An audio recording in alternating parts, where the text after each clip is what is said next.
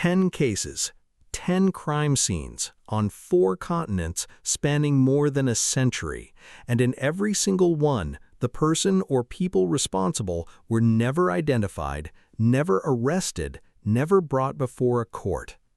Tonight we're going through them in order, not by how gruesome they are, but by how completely they defeated the people who investigated them.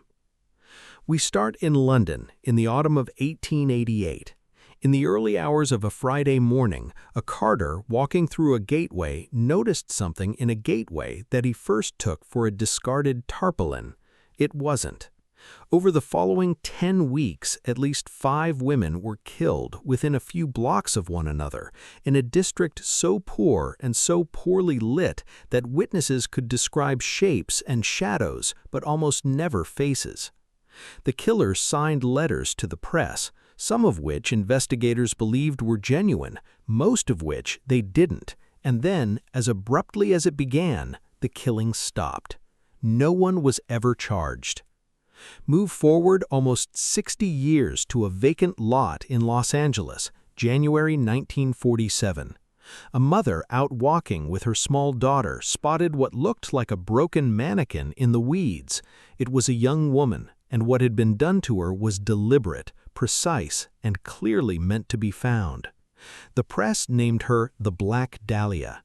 Detectives eventually worked through more than 200 confessions, nearly all of them false, and never charged a single suspect. Here's what stood out to me researching these two side by side.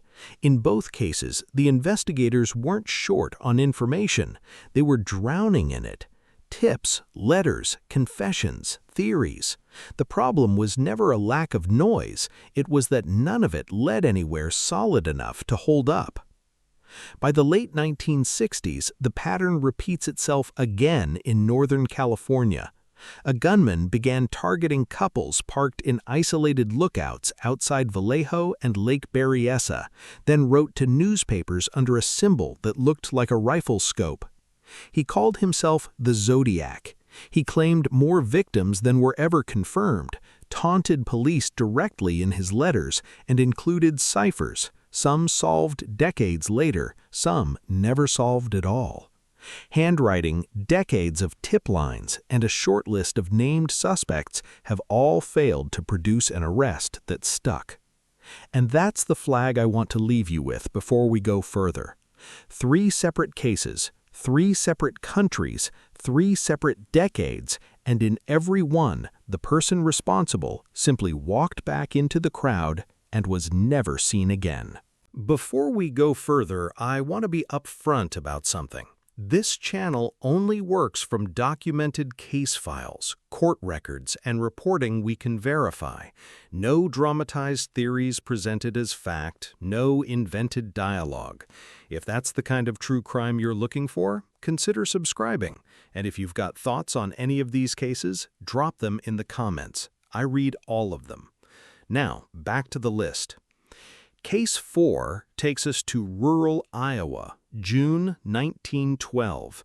In the small town of Villisca, a family of 6, parents and 4 children, along with 2 young house guests, were killed overnight in their home with an axe that belonged to the household itself.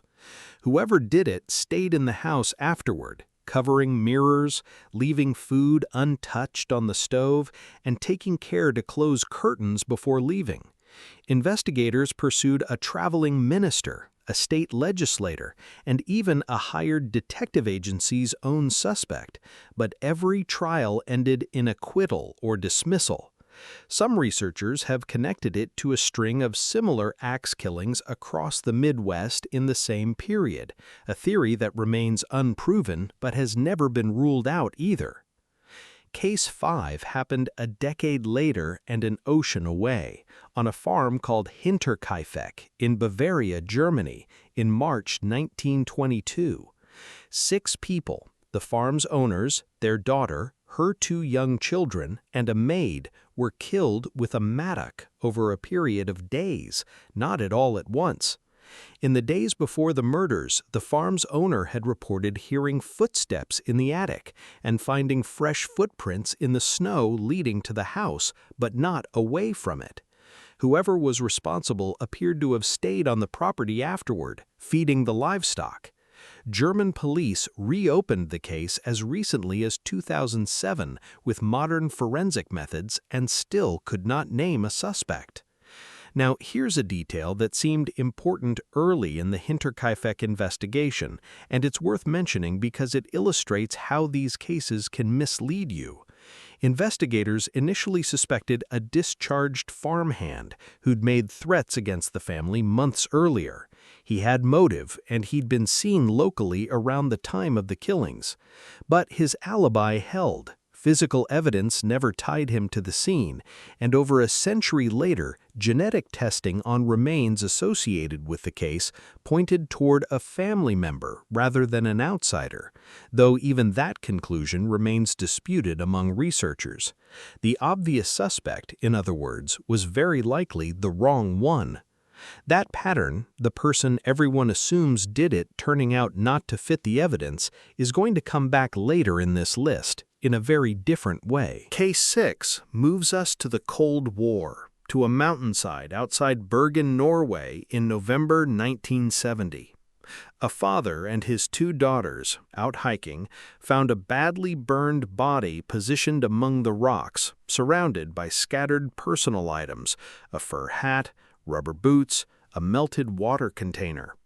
Investigators discovered she'd been checking into hotels across Norway for months under at least 8 different false names, using disguises, and had gone to the trouble of removing every clothing label she owned.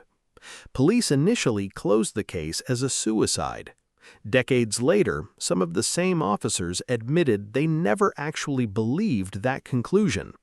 Some police involved in the case admitted that none of them truly believed the suicide finding, even after officially closing it that way in 1970. The theory that has drawn the most sustained interest since is that she was operating as an intelligence agent during a period of heavy Cold War surveillance activity in Scandinavia, a theory that has never been confirmed but has also never been disproven. This is where the geography of these cases starts to matter.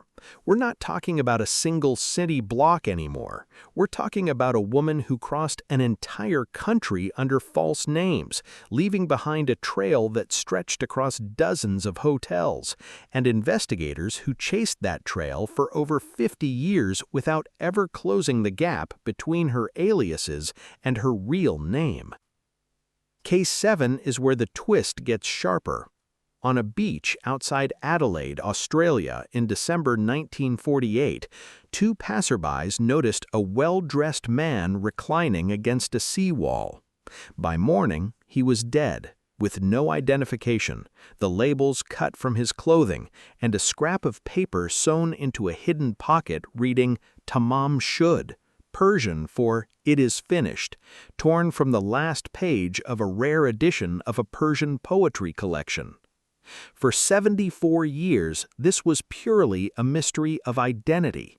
Spy, poisoned lover, ballet dancer, the theories ran in every direction. Then, in 2022, researchers using DNA pulled from hair embedded in his death mask identified him as Carl Webb, an electrical engineer from Melbourne, born in 1905, who had separated from his wife the year before his death. The reversal here is almost the opposite of what usually happens in these cases. For decades, the mystery was who he was. The moment that question was finally answered, the mystery of how and why he died only deepened, because a cause of death was never conclusively established, and no obvious motive for foul play, if there was any, ever surfaced. Case 8 takes us back 60 years earlier, to New Orleans between 1918 and 1919, where an attacker broke into homes at night using an axe belonging to the household, targeting mostly Italian grocers and their families, then vanished before anyone could identify him. A letter published in local newspapers, allegedly from the killer, promised to spare anyone playing jazz music in their home on a specific night, and thousands of residents reportedly did exactly that. The attacks stopped as suddenly as they started. No one was ever charged, and to this day, investigators disagree on whether the letter was authentic or a hoax written by someone else entirely. By this point in the list, a pattern should be clear. It isn't a lack of evidence that defeats these investigations. It's evidence that points in three directions at once, none of them conclusive enough to survive a courtroom. Case 9 brings us to Glasgow, Scotland between 1968 and 1969, where 3 young women were killed after leaving the same ballroom, the Barrowland, on nights they'd gone out dancing. A survivor's sister who'd spoken with the suspect that night helped police build a composite sketch, and witnesses described a well-dressed, quietly spoken man with red hair who quoted scripture, which is how the press came to call him Bible John. Despite a sketch, a description, and even DNA evidence recovered decades later from one of the crime scenes, no confirmed match has ever been made, and several named suspects have since been cleared. Our 10th and final case is one of the oldest on this list, and arguably the first of its kind in America. Austin, Texas, between 1884 and 1885, when a string of attacks, mostly against black domestic servants and later against white women as well, left at least 8 people dead in a city gripped by panic for over a year. Newspapers at the time called the killer the Servant Girl Annihilator.